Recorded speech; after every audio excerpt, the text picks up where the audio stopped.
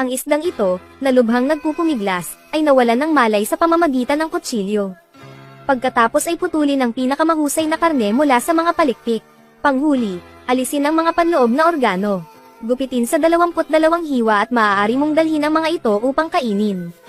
Ngunit ginagamit pa rin ng isda ang lahat ng natitirang lakas nito sa pakikibaka. Nakita ito ng customer at pabirong naglagay ng sigarilyo sa kanyang bibig. Hoy, tingnan mo itong isda na maaaring umusok. Labis na natakot ang mga isda sa tangke matapos makita ang eksenang ito. Kaya agad silang natutong tumalikod at magpanggap na patay na. Gamitin ang paraang ito upang maiwasang mapili ng mga customer. Noong una, ang mga isdang ito ay nabubuhay pa. Ngunit ang pata-lychee fish ay galing sa dagat. Ganap na nagbago ang kanilang kapalaran. Kara-rating lang ni Pata at sinaksak ang mga sari-saring bagay sa paligid ng tangke ng isda. Iniisip na kung makabasag ka